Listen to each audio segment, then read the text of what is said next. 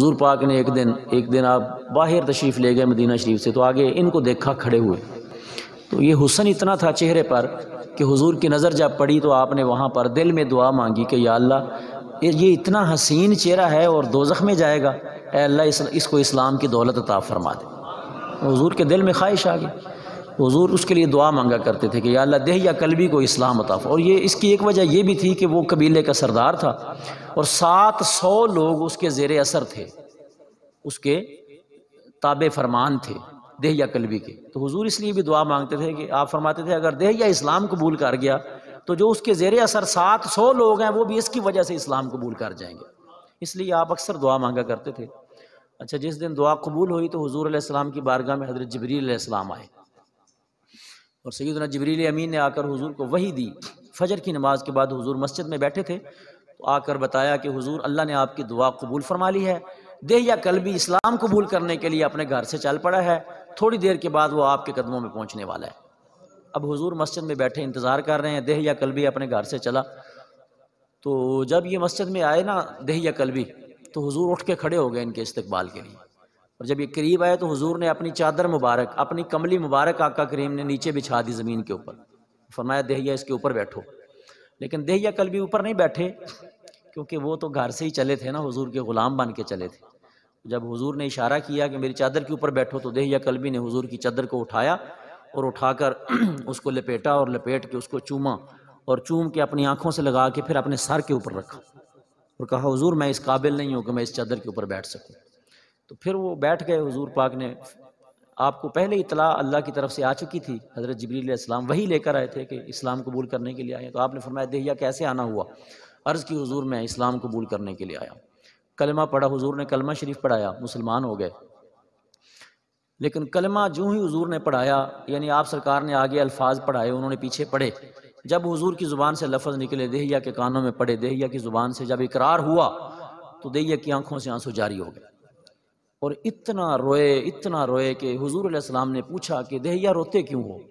تو عرض کی یا رسول اللہ میں نے بڑے بڑے کبیرہ گناہ کیے ہیں، آج میں اس وجہ سے رو رہا ہوں، آپ اللہ سے پوچھیں کہ میرا مالک میرے گناہوں کو معاف کر دے گا؟ کیا میرا اللہ میرے گناہوں کو معاف کر دے گا؟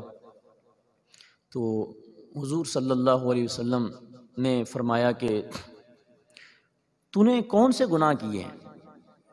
اس نے کہا جی میں نے بڑے گناہ کیے ہیں، میرے کبیرہ اور بڑے گناہوں میں سے ایک گناہ یہ بھی ہے کہ میں نے 70 بچیاں اپنے ہاتھوں سے زندہ دفن کی ہوئی ہیں، 70 بیٹیوں کو اپنے ہاتھوں، میرے قبیلے کی 70 بچی پیدا ہوتی تھی، میں سردار تھا، لوگ مجھ سے پوچھتے تھے کیا کرنا ہے، تو میں نے 70 بچیاں اپنے ہاتھوں سے دفن کی ہیں زندہ۔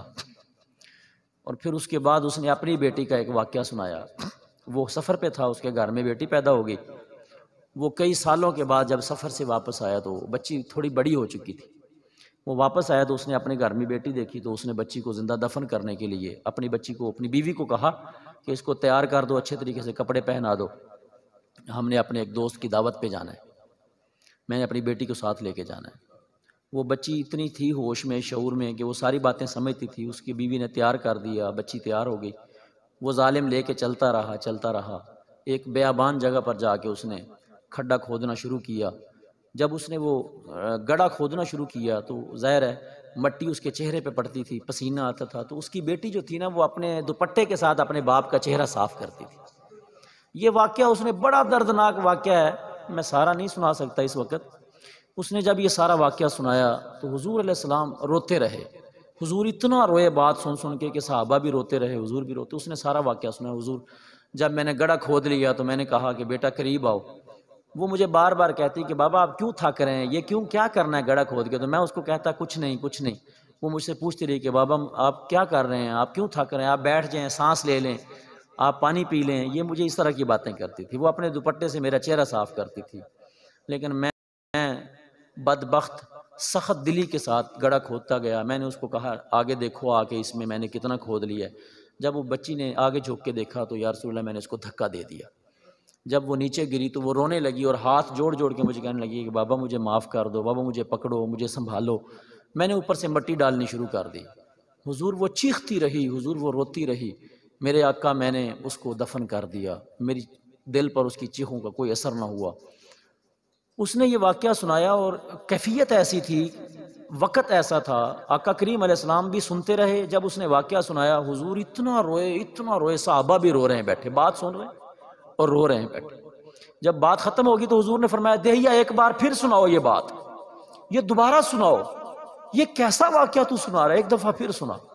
دہیا روتا رہا۔ تو سیدنا جبریل امین کو اللہ پاک نے بھیجا اور فرمایا کہ جاؤ میرے محبوب کو جا کے سلام کہو اور یہ بتاؤ کہ اے محبوب دہیا اس لیے رو رہا ہے کہ میرے یہ گناہ معاف ہو جائیں گے۔ تو محبوب آپ نے ان کے اسلام قبول کرنے کی دعا مانگی ہے، محبوب آپ نے اپنی زبان سے اس کو کلمہ طیبہ پڑھایا ہے، اے محبوب میں نے تیری زبان کی برکت سے جو اس نے کلمہ پڑھا ہے، میں نے اس کلمے کی برکت سے دہیا کے پچھلے سارے گناہوں کو معاف فرما دیا۔